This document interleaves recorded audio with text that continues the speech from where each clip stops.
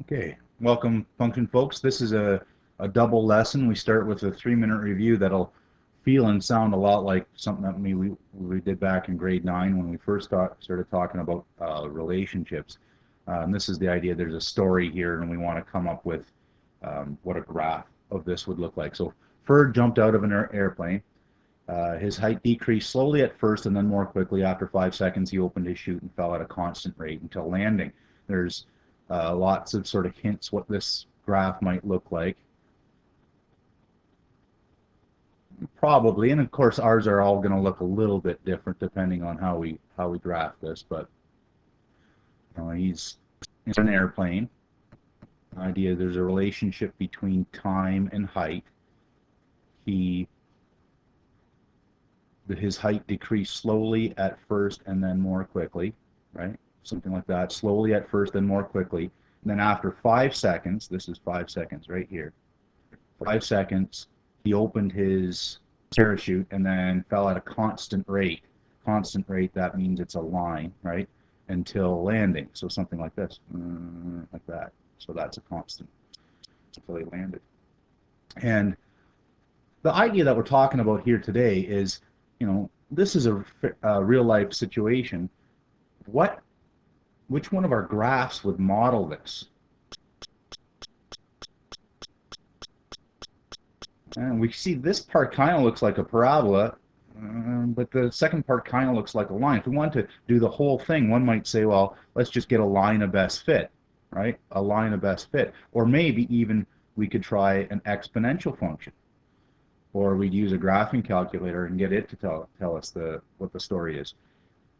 None of those quite seem right because it's all a best guess. And really, this is quite clearly two pieces, one that looks like a parabola and one that looks like a line, something like this. The function height is a parabola, and I'm making this up. We won't worry about where these numbers came from, but here's a parabola. Starts at 100 meters and then falls slowly at first for more quickly after. And this is for time is less than 5 seconds, but more than 0, right? For the first 5 seconds, it's a parabola. And after that, it's some sort of straight line, right? Well, straight line, and again, you don't have to care about where these numbers came from. Basically, I could figure it out, right? What value I needed to get from there to have that point. And this is for t is greater than 5 seconds. So after 5 seconds, fell at a constant rate until landing. So for the first 5 seconds, it's a parabola. For the rest, it's a straight line. And this model fits this situation way better. Sometimes it's this, and then sometimes it's this. And in fact, you could probably see there's even problems with this model.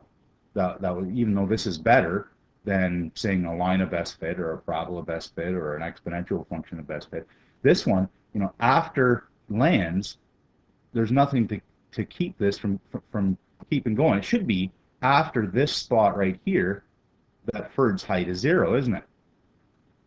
So after he lands, and in fact I should be able to fix this up, that between 5 seconds and his landing time, and if I use this function I could figure out that he lands after 15 seconds, and then his height is 0 as long as it's over 15 seconds, and that way my model can get even better.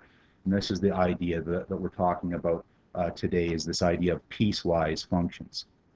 And the whole idea where it fits in with our unit is, we're making our functions and our models more complicated and being able to talk about more things. This idea of piecewise functions shows up in real life all the time. This is a federal tax form. So this idea is, if X is $37,000 or less,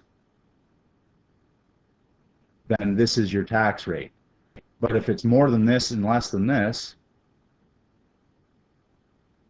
where X is the amount of money you made, or whatever that line was on your tax form, then this is your tax rate, and so on. So, I mean, these piecewise functions happen all the time, and this one was straight from the tax form from a few years ago, I think.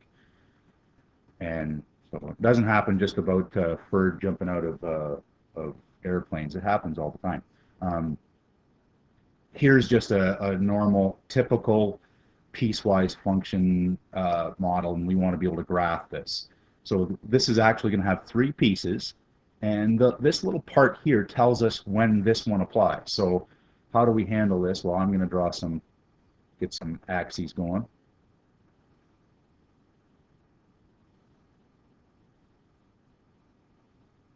Okay, that's not bad.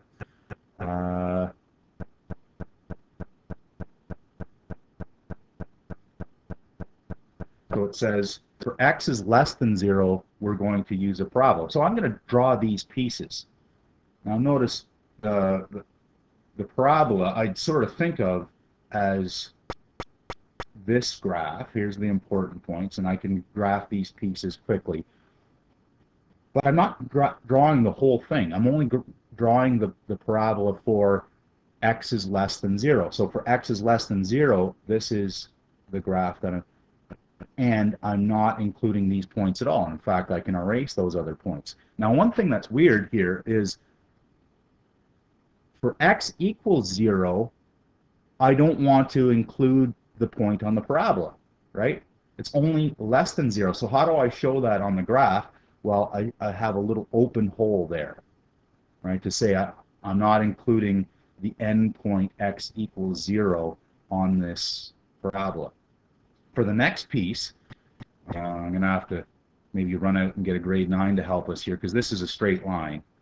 The y-intercept is 1. The slope is -2/1, which tells us to go down 2 and right 1. All right, so y-intercept, maybe we'll do a different color here. Y-intercept is 1, and down 2, right 1, down 2, right 1, down 2, right 1, and so on. And notice, if I were drawing this, I wanted to draw this line, I'd draw the whole thing, right? I draw the whole line, right the way through. But how am I going to do this? I only want it to work for these values from 0 to 3. So I only want to draw the line from 0 to 3. And notice that I'm including that endpoint, so I'm going to draw that dot filled in. And the same thing for the one for 3, and then that's that piece. Another way to do it is draw the entire line and then erase the pieces that I don't want. All right, and then this is the second part. Right, that's the second part here. The third part, you don't have to draw them all in different colors. This is just for me, is y equals -5. Well, what the heck's that? That's just a horizontal line. I could think of it as the slope is equal to 0. That goes through a y-intercept of -5. So y-intercept of -5, 1, 2, 3, 4, 5. And then there's the horizontal line. But again, I only want to use that line for values of x greater than 3. So from here over. That's kind of a mess. You should use a ruler. It's hard for me to use a ruler on the old smartboard here. But these pieces here, I don't want to include. So the graph of f at x is this entire thing, all the three pieces put together. I'm going to label that.